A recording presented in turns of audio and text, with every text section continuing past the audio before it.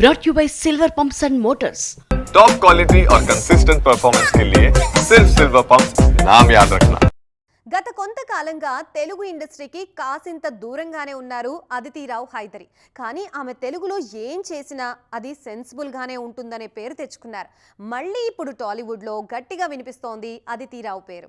వి సినిమాలో ఈ పాట ఇప్పటికే చాలా మందికి ఫేవరెట్ సాంగ్. అంతగా ఈ పాటతో మెప్పించారు నాని అండ్ అదితి. సినిమా ప్రేక్షకులను మెప్పించలేకపోయినా ఈ పాట మాత్రం ఎవర్ గ్రీన్. ఈ మూవీ తర్వాత అదితి చేసిన సినిమా మహాసముద్రం. శర్వానంద్ సిద్ధార్థ్తో కలిసి నటించారు మహాసముద్రంలో. ఈ మూవీ టైంలోనే అదితికి సిద్ధార్థ్తో పరిచయం ప్రేమగా మారిందనే టాక్ ఉంది. మహాసముద్రం తర్వాత పూర్తిగా నార్త్కే పరిమితమయ్యారు ఈ లేడీ. హీరామండిలో నా నటనకు మంచి మార్కులు పడ్డాయి. నా నృత్యం గురించి అందరూ స్పెషల్గా మాట్లాడుకున్నారు. అన్ని వైపుల నుంచి ప్రశంసలు దక్కాయి.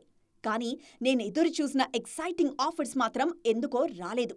బాగా ఖాళీగా ఉన్నట్లు అనిపించింది. అప్పుడే పెళ్లి గురించి ఆలోచనొచ్చింది అంటున్నారు మిసెస్ సిద్ధార్థ్.